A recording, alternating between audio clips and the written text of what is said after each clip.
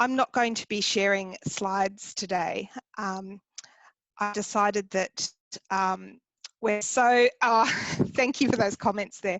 I decided that we're so sort of disconnected in the world at the moment, and it's wonderful that we can do a festival online, but I thought it might be nice to keep it a little bit more personal and pull back a bit on the tech. So before I dive into the content, hello Mary, before I dive into the content, I would just like to acknowledge the traditional custodians of the land where I'm speaking from today, while recognising that we are gathering from all around the world, but I'm currently on the lands of the Wurundjeri, the Kulin Nation. I'd like to pay respects to elders past, present and emerging, and acknowledge that this land was never ceded. Okay, so I called my talk Schizo-unfriendlia-itis-all-ova-now, because I reckon that would be a better name than schizophrenia. My alternative title is Why My Psychiatric Diagnosis Was Rubbish and Made Everything Worse. Look, there's so many different things that I could have talked to you all about today, but I felt like this focus about Drop the Disorder, I wanted to drop all of the work that I've been doing in academia and advocacy and trying to transform the system and just share my personal story and just keep it real. So that's what I'm doing today. But I do it as well acknowledging that, you know, while my story is very big to me, it's just one little story, and each of us, thank goodness, have a really unique story. But I know actually that stories also carry power, because it was in hearing other people's stories that I was finally able to find some healing for myself. So I offer it up with that spirit. So I was thinking about where to start, because I'm 51 now, so the story gets a bit long. And I could have started in my teens or my 20s, but what I'd really have to tell you then is that mostly I was a master of ignoring and suppressing and pushing down all my distress and pretending that everything was fine. And I like to call this a very special name called being functionally fucked up. And we could probably have a talk on that another day. But as you might guess, given the title of my talk, I had a pretty big tsunami of distress that was rising up inside me through my teens and my 20s, and it was only going to stay pushed down for so long. So probably when that started is a good time to start my story. So just before I turned 30, I knew that I was starting to fall apart. I would find myself on the side of the road waiting to cross and thinking I'm just going to step in front of that next bus that's coming. You know, suicide was on my mind all the time. I was myself doing increasingly odd things that I couldn't understand why I was doing. I started covering the floor in my bedroom at night with plastic bags so that I could hear if someone was coming. And so I walked away from a fairly successful career at the time, and I went to art school because, you know, hey, actually I think that was not too bad of a plan to change up my life and see if that would make a difference. But going to art school, sitting in a studio and being told to look inside yourself and think about what matters in the world was actually the moment where I opened the doors to the dam. Oh, I hear someone's hearing about issues with sound. Can I get an indication if you guys can hear me or not? Hearing you loud and clear here, Indigo, and we'll try and support colleagues. Okay. Oh, we got lots in the chat room too. Thanks, everyone. That's awesome. Oh, yeah. Oh, gosh. Wow. Oh, thank you. Suddenly, I've lost your sound. It's gone. No, okay, well, let's keep going. So, so things started to fall apart pretty quickly for me in that environment at art school. And within a few months, I was locked up in a psychiatric unit. And I can tell you that was the last thing I ever expected. I didn't really know anything about mental health or distress. And it took me quite out of the blue. And this was the beginning of my experience of labeling. And I thought what I do, I often share artwork in my slides when I'm giving talks, but I thought, hey, I'm sitting at home, I can actually just share the art with you. And so, you know, this is a drawing from that time, from the early days. And I would spend a lot of time, I've got so many journals like this full of scribbles. And I don't know if you can see right up the top, the little time there, but I would write down, that's got, I don't know why I'm using that kind of 24-hour time, but 13:05 to 13:15. And so sometimes when I just couldn't bear to be alive anymore, where I felt like I was disappearing and folding up into some kind of abyss, I would just fill paper with scribbles. And I would do that to get through the next minute, and then to get through the minute after that. And sometimes I would fill pillowcases and my sheets with these drawings as well. And so that was going on for me.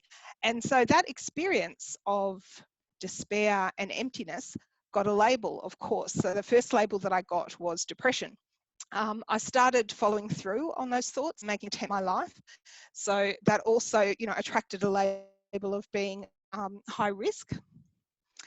And then I started to hear a voice. I hope that fucking horrific is about the experience and not about how the talk's going, Stefan, but I'll take it to mean that. And this is a picture that I drew of the voice that I was hearing back then. And I called him the judge for pretty obvious reasons. He was incredibly judgmental,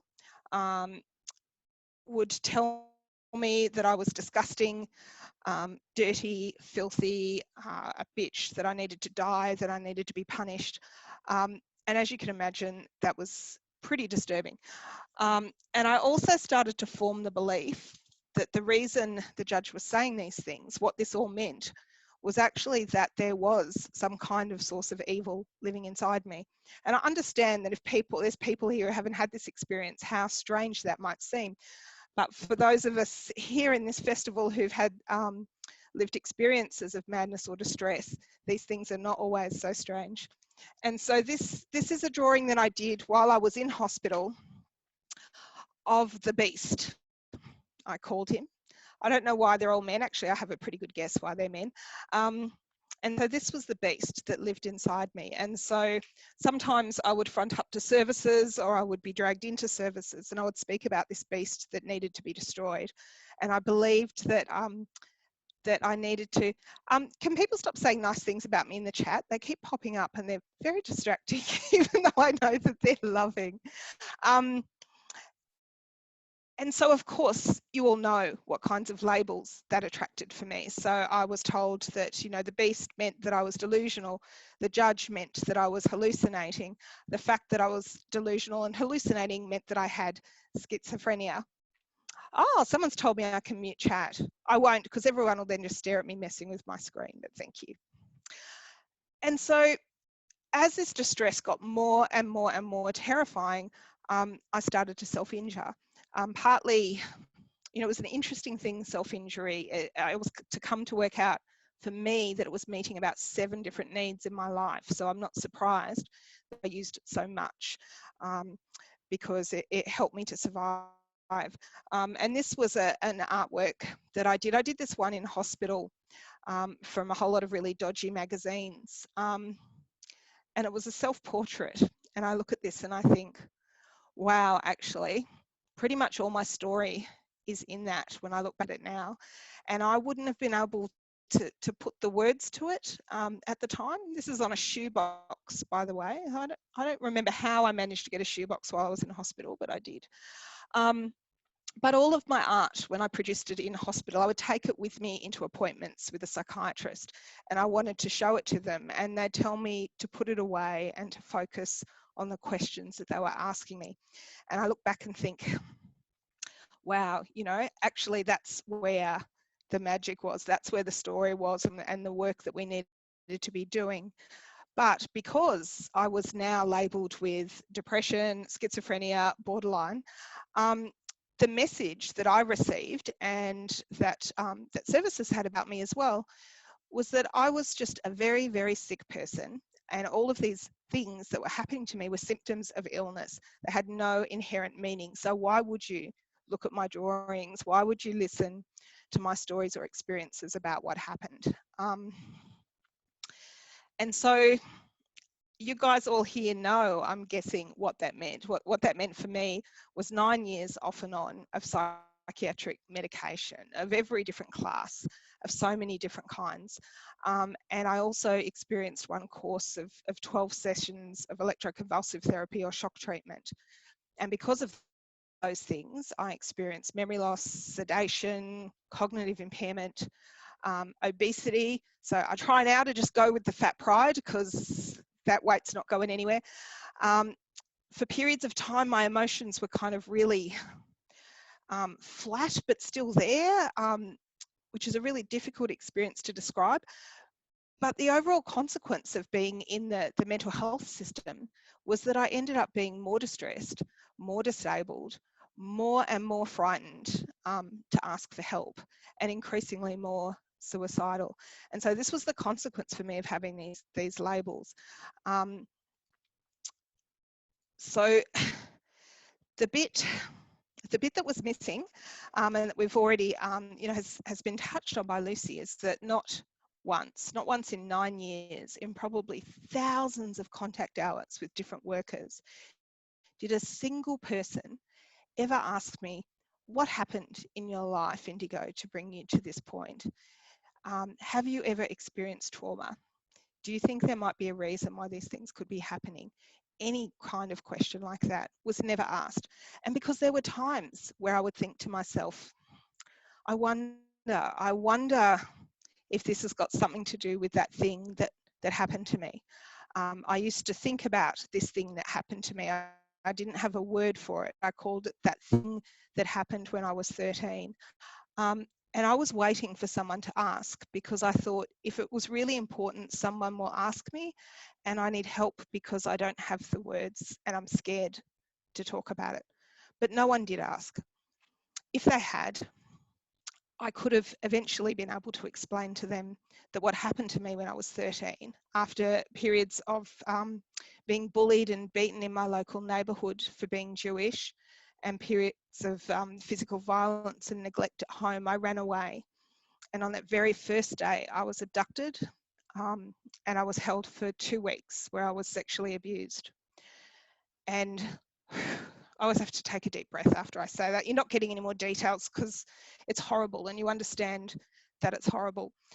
But that was that thing that had happened to me. And a really critical part of that thing was that when the police found me, they put me and my abuser in the back of the divvy van, or the police van, together. And in that van, my abuser begged me not to tell anyone what had happened, and I agreed. And then when my mother came to the police station, she didn't want to hear what had happened. She said to me, I don't care, I don't want to hear the details, and you're not ever to speak about this again. And so I didn't. So this became an enormous, toxic, awful secret. And that's what was growing inside me through my teens and my 20s, and what eventually exploded out into what the psychiatric system called depression and schizophrenia and borderline. But what it was, of course, was a normal consequence to a really abnormal and horrific experience. And this is the problem with labels, the great injustice of labels. And I just want to say thank you I'm glad I didn't mute, because the little messages popping up are so beautiful, and you're giving me strength to keep going, so thank you. And so it gives as well for me, this, as I was finally to come to understand the impact of trauma, and this was all trauma, and that there wasn't anything wrong with me at all. The absolute horror of the way our mental health system responds. For someone like me who was abducted and sexually abused, for the health system to send strange male police officers into my home, to drag me into a place and lock me up, to strip search me, to drug me, to do things to me that I don't want, is actually recreating the very thing that was the source of my distress. So thankfully, after 9 years, I did start to find a path to healing. I like the word healing for myself, and then eventually liberation. And it began with me going to a talk by Ron Coleman, who was out from Scotland in Australia. And I was just like blown away because he shared his story. And I was like, oh my God, that's like me. Like, he's been through this too, and his experience was related to childhood abuse. And that opened the door. That moment showed me a different way to understand what had happened to me. It showed me a different pathway to healing, which turned out to be also long and hard, not as long as 9 years though, but ultimately so much better. And after discovering Ron, I was so blessed to hear from Jackie Dillon, who told me that the personal is political, which has been the foundation for my last 15 years of work in trying to influence change in the mental health system and society. Peter Bullymore, who said to me, well, okay, you've acknowledged your story now you've got to tell it to people. That's part of your healing. And Peter gave me $600 towards a flight so that I could come to the UK and share my story at a conference that he organised, which was possibly one of the most terrifying moments of my life, but profoundly healing, because I still held this belief that that I was responsible, that it was my fault what happened to me. And of course, what I was feeling was profound shame. And that impact of telling a room full of strangers about what had happened to me, and I kept stopping and crying. I didn't know how to say it. The whole audience responded with compassion and care, and there was like this massive rush with a group hug at the end. And that was a moment of great healing where I realised, oh, I don't think I'm supposed to feel shame. And the message that Ron had told me is, you need to find yourself innocent. You need to put the blame where it belongs. And where I moved to from there was many places, and there was a really special healing opportunity that came for me when I was to meet Rufus May at a time when I was in a really dark, distressing place, and he was talking to me about the beast, this creature that lived inside me, and about the voice that I heard. And Rufus told me, or Rufus suggested that I might like to feel compassion for these characters that were creating all this havoc. He said to me, gee, your voice must be pretty tired. He's just got this huge responsibility to look out for you that you're kind of giving him. And that was the first time I'd ever thought that maybe things could be different. And so I went through a whole, we don't have time today, but so many different processes. I put myself on trial, and I was my own, what's the term? I was my own sort of prosecutor. Why I should feel ashamed, why I should die, but I also had to be my own defense lawyer and prove myself innocent. And thankfully I came out on top with that. I went to see a sexual assault counsellor and did a kind of feminist approach to therapy, which was amazing. I came to see as well the experiences that I had in a really different way. I came to understand that these were ways that I'd survived. And so, yeah, feminist therapy was definitely a amazeballs firm. And so a whole lot of things shifted for me in how I saw stuff. So I stopped seeing that I had an illness. I came to understand that I did not have schizophrenia or borderline or depression. And furthermore, I no longer believed that these were even real things. In fact, what I had was a meaningful response to trauma. And all that those labels had done for me was to serve my abuser. What they had done was to help cover up experiences of abuse and prevent truth from coming out. And so I let go of those labels very happily. I stopped seeing my experiences as symptoms, as things that were wrong with me. And I mostly came to see that almost everything that was distressing was actually about shame, but really complex. So I ended up mapping out about 12 different layers of shame that I hadn't sort of explicitly understood, but I needed to. I came to see that things like pills and shock treatments were actually just another way of hiding and suppressing what I was experiencing. And so instead, peer support, the hearing voices approach, and that trauma counselling was what really got me there. I also came to see that it was not helpful to suppress my voice or to ignore my voice, that actually the voice was a part of me. And I needed to listen and understand what he was trying to communicate, but I had to interpret it as well, because he was simplistic. At his heart, what the voice wanted was for me to be a good person and not to put anyone else in danger.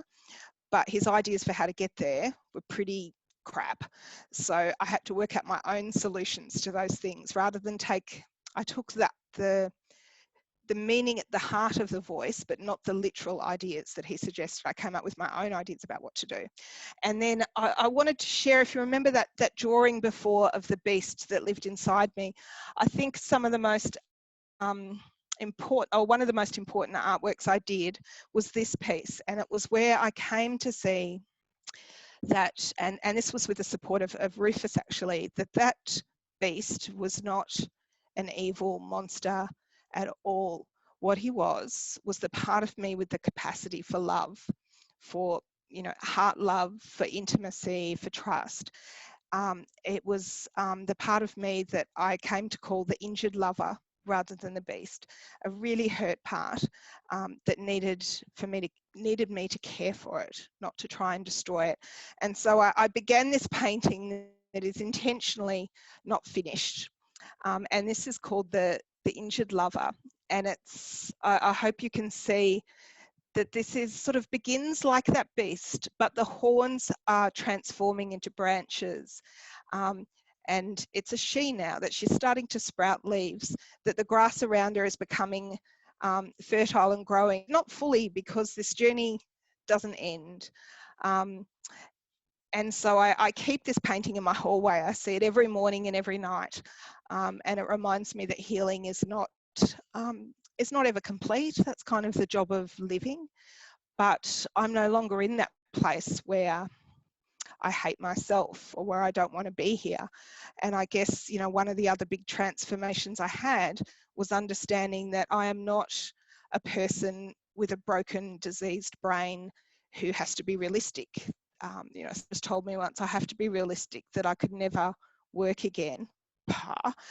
And in fact, what I changed to see myself is that I'm a survivor and I have a mission, and I'm going to change what happens to people in the mental health system. I'm going to challenge psychiatry. I'm going to be a survivor activist. I'm going to take all this shit that has happened in my life from abuse and from psychiatry and spin it into gold. And so that's what I do every day, sometimes too much for too long, because it really matters to me. And so I want us to have a system where we stop focusing on what's wrong with you and we start asking what's happening to you. I want to see a world where we stop telling people that they're broken and acknowledge that this world is really broken, actually, and acknowledge child family violence, hate crimes, police brutality, racism, homophobia, war, bullying, profound social inequities where that so many people are struggling for a meal and the 1% are obscenely rich. We don't need more labels and drugs to deal with the consequences of those things. We need more equity, more compassion, and a better world. And so that's what I am passionate about. And I want to thank you all so much for listening today and being here with me. And that's it from me. Thank you.